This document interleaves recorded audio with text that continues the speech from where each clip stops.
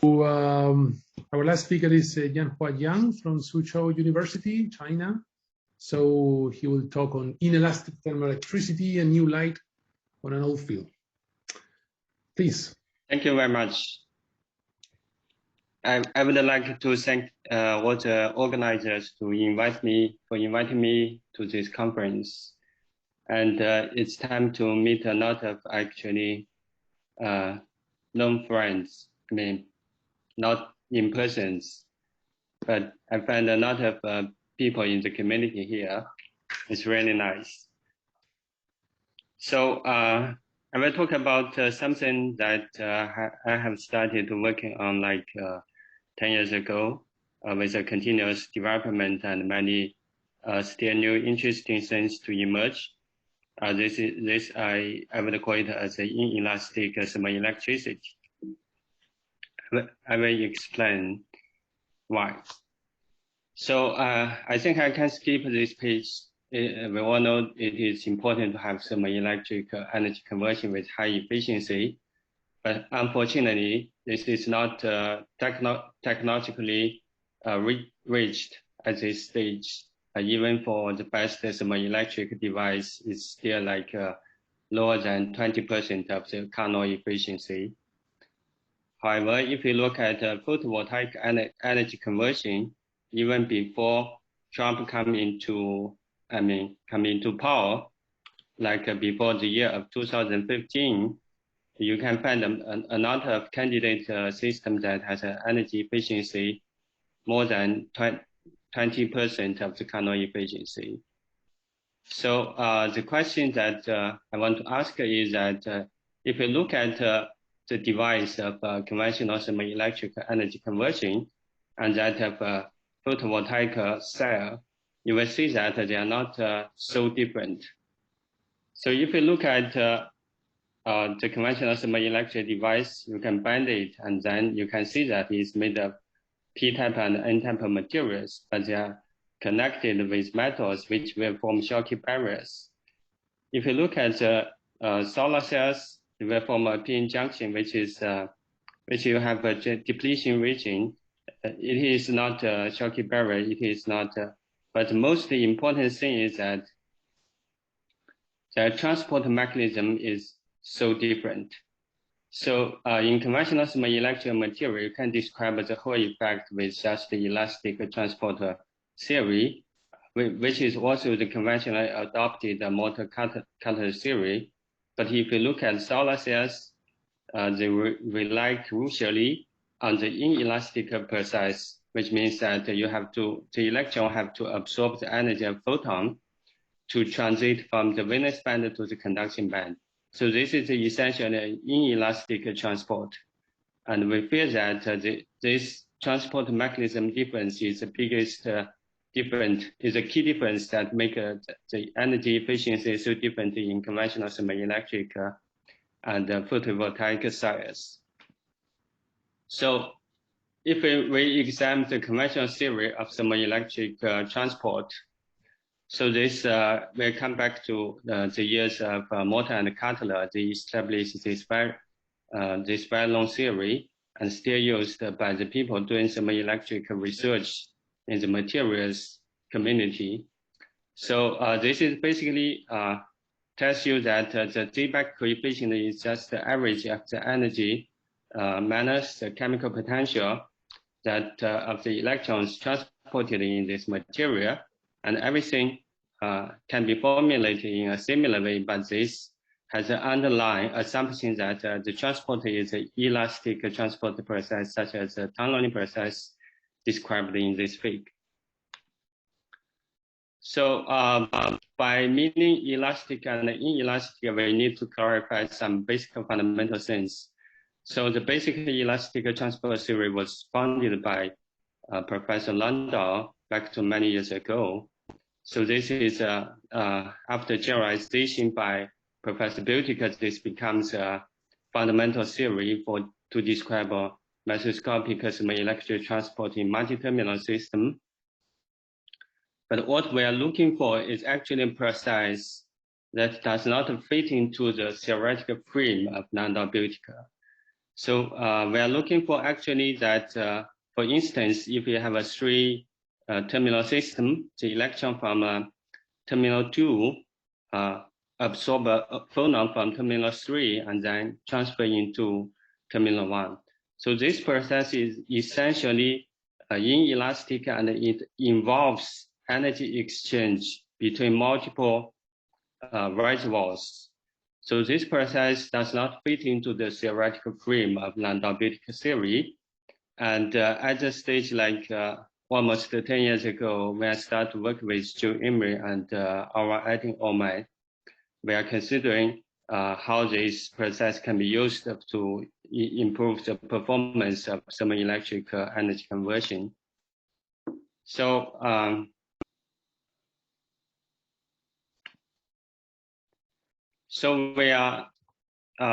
we're moving to the next stage to introduce a fundamental picture that I'm meaning to introduce to you. So back to many years ago, we introduced a very basic model, which has just two quantum dots. The electron from the source transfer into the left quantum dot, which has a low energy, and then absorb the energy of phonon, and then scattering into another quantum dot with a higher energy, and then transfer into the drain. So this process is precisely the process that involving inelastic transport and energy exchange between multiple reservoirs. So the simplest theory is to describe this using the quantum mass equation, or you can even use the Fermi-Golden rule under certain assumptions. The energy, the electric current transfer between the source and drain is given by this electron phonon scattering process, which depends on the distribution on the quantum dots, as well as the phonon distribution NPH. So this is essentially the similar mechanism as that was studied in solar cell. This is the inelastic process.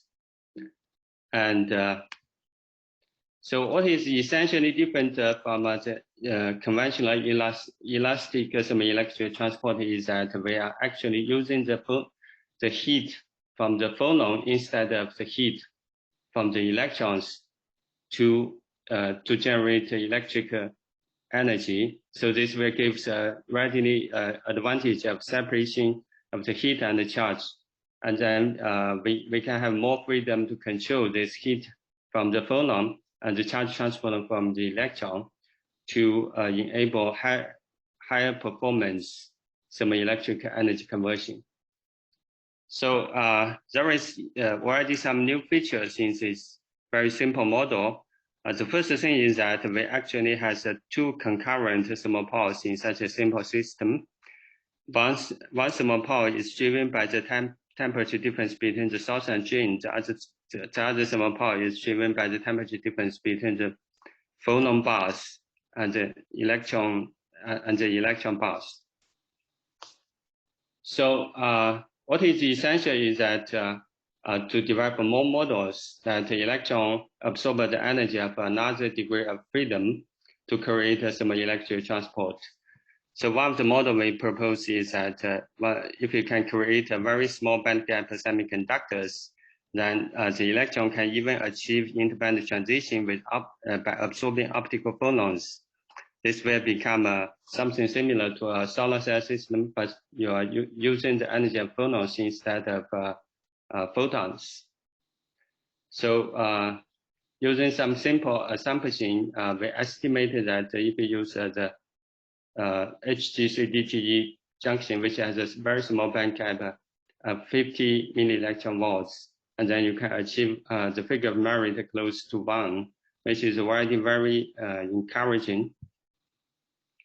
So lately, we also develop models that we use the energy of photon instead of the energy of phonon, but at low temperature, such as industrial waste heat, like from 400 Kelvin to 800 Kelvin, the law of thermal radiation will largely suppress the power that can be generated in this device, but it can be this can be improved by using the near field effect. Once you use near field thermal transfer, then heat transfer, then you can generate much more power and efficiency if you develop such a inelastic transport thermoelectric engine. Like depicted here, you can use some material to absorb this near field heat transfer to enable transition from some kind of valence band to some kind of conduction band, and then connecting this valence and conduction band with quantum dots, and essentially through the elastic tunneling, you can connect this conduction band with the drain and valence band with the source, building something like a solar cell, but working in a much lower energy and enhanced by the near field heat transfer. So through some model calculation, we can find that this system can actually achieve very high efficiency, or ZT, as well as a reasonable power factor. So later we develop a better system which uses boron nitride as a thermal emitter, and then indium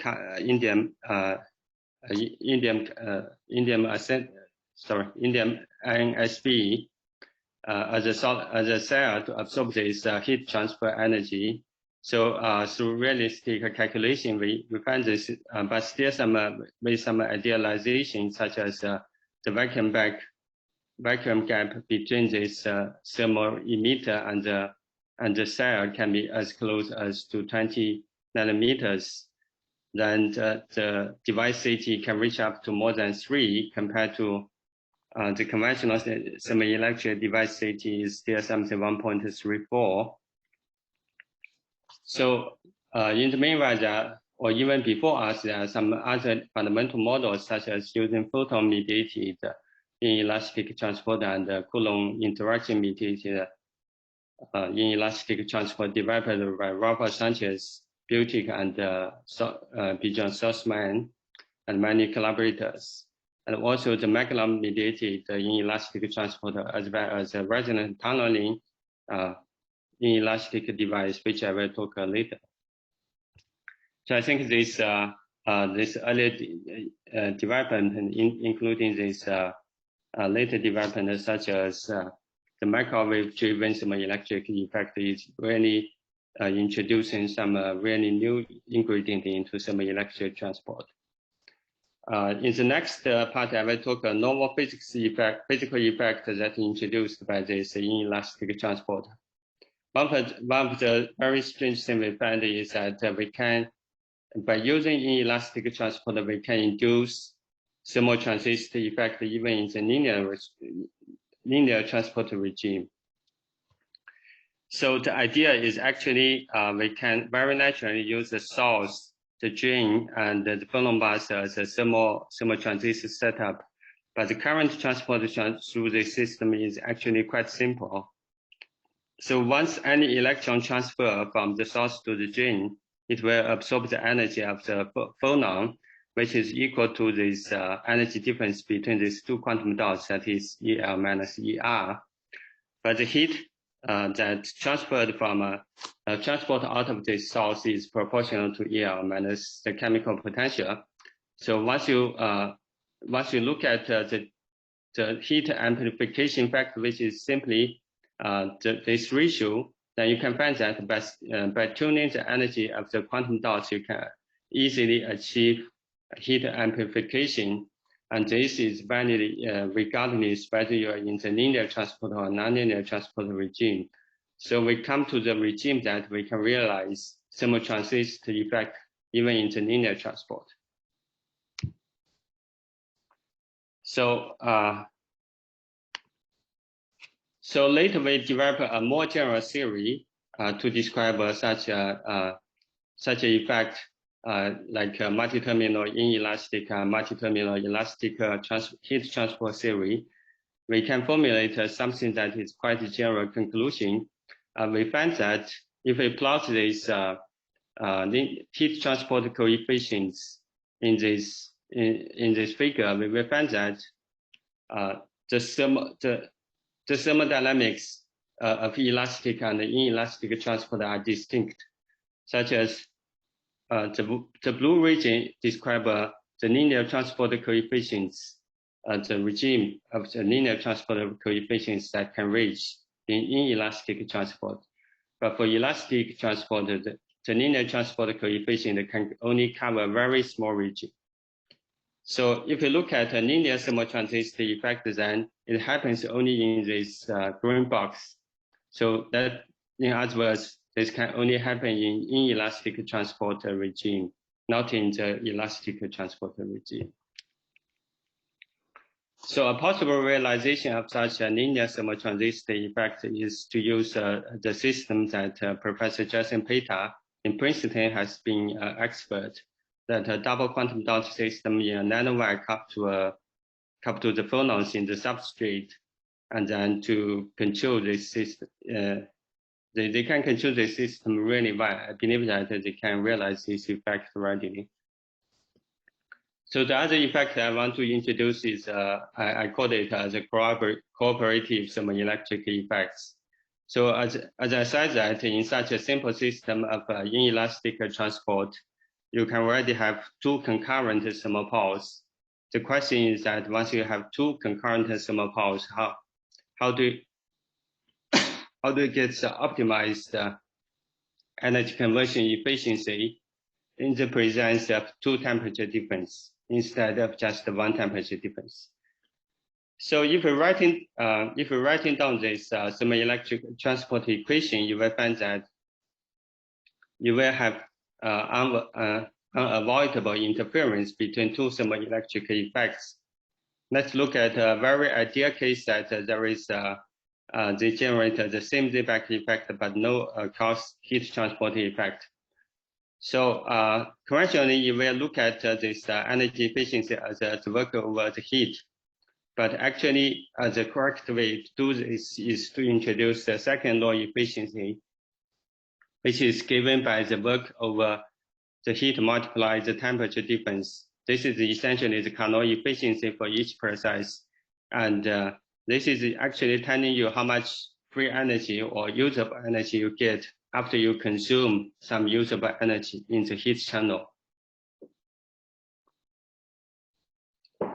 So once you adopt my reason of using this second law efficiency, then you can readily do a transformation to transform these two thermoelectric effects into two linear combinations, which is like an even order combination, and then all the effects will condense into the even combination, and this effect will create a larger ZT and a larger power effect. This means that once you have a thermoelectric system with two concurrent thermoelectric effects, then you can always use the interference of them to create a system that has a larger energy efficiency. So we did calculations for many systems. One of the example is a system that with three-terminal thermoelectric transport. So conventionally, people look at the situation that the probe terminal has zero heat current and zero electric current. But we are looking at the case that we can mount the probe terminal as well as the right terminal together onto a cold bus, and then the source terminal into a heat bus. So in such system, we have three terminals. We have two temperatures, but we have two electric currents. So we have two electric power output. So by considering a very detailed macroscopic and thermodynamic theory, we prove that in many of the parameter regimes, you can have, once you use two output electric currents, you can create a higher efficiency and much larger power factor. As shown here, if you look at the energy efficiency, it can be increased by 40% compared to the conventional setup. And the power factor can be, the output power can even increase more than an order of magnitude. So in the next part, I will talk about this nonlinear thermoelectric performance. So one of the things that encourage us is that the solar cells actually work in the regime with nonlinear transport. So we just calculate for a very simple system such as this double quantum dot system. Once we have a nonlinear effect such as when the temperature difference of this boson source between the electron system is very large, we find that the nonlinear effect can actually enhance the energy efficiency to quite a lot. Like here, shown in this figure, they can reach to an enhancement factor more than 4. But if you compare this, if you look at the same effect, like a nonlinear enhancement of the thermoelectric efficiency in just elastic transport device, such as resonant tunnelings or quantum dot, you will see that such enhancement is really little. It's only within 20%. So the simple reason for this huge difference between the nonlinear thermoelectric transport in inelastic and elastic system is that if you look at the electric current in inelastic transport system, you will see that this depends on the distribution of electrons in the quantum dots as well as the distributions of bosons. And the distribution of bosons, as we know that if we increase the temperature, this will go like exponentially large. But if you look at the elastic transport, this will depend only on the fermion distributions. They will just go from 0 to 1, and this effect is really small. So in other words, the inelastic thermoelectric transport device will also benefit to have higher power and efficiency once it works in the nonlinear regime. So I will skip the summary and thank very much that my former postdoc advisor, Joe Emery, our working and collaboration with Jiang Siga in Toronto, and also Manas Kuakani and many other people that has discussions with me, and particularly Joe, he passed away a few years ago. Yeah, thank you very much. Thank you, Jiang, for this interesting, quite exhaustive question. So, presentation. So, questions, comments, remarks.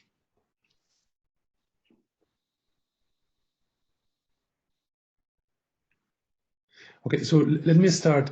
In the linear thermal transistor, when you write down the equations for the heat currents, in terms of a transport matrix, which I think okay, I will go back to that page. Yep. Yeah, this one. You mean this page? One. Yeah, exactly. Or the previous one? Yeah, this one. So there is a kind of reciprocity, right, between the off-diagonal elements of the Yes. matrix, this K12. Is there any physical reason for this, or? So we consider just a simple thermoelectric symmetrical system without a magnetic field. But I mean, in charge transport, you have this reciprocity because you have microreversibility. Here, there is kind of another underlying physical principle, or is it because your system behaves like this? That's a good question. Actually, at that stage, we are considering what is something general if we don't consider finite magnetic field, like without a magnetic field or without a magnetization. Mm-hmm. So you have reciprocity. So this off-diagonal transporter heat transporter coefficient is the same here and here. Mm-hmm. So just assuming this and the linear transport using the Fourier's law, if we build up a system with 3 terminals, if we consider linear elastic transporter between 2 of them and combining all these channels together, you will find that everything you can have in the linear transport coefficient is within this right regime. But if you consider inelastic transport, you can reach to all the region that is allowed by the second law of thermodynamics. So this is a very strong message, like many things that we have studied, we assume we are not aware, we use the non-analytic theory, and we think we make a general conclusion, and we need to think about this case, like essentially within the non-analytic theory, if you look at the heat transporter, within the linear transporter regime, you can cover only a very small part of the parameter regime that is allowed by the second law of thermodynamics. And all the rest have to be covered by the inelastic transport per size. I see. Okay. Yep. Thanks. Okay. So, is there any other question? No. Okay. I guess we are all tired. I want to have a break. So if not, then let's close the session here, and let's thank all the speakers today. And okay, we meet again tomorrow, 8 a.m. California time, and then make the corresponding time shift depending on your hometown. Okay. Okay. Thank you. Thank you. Thank you then. See you tomorrow. Bye-bye. Bye.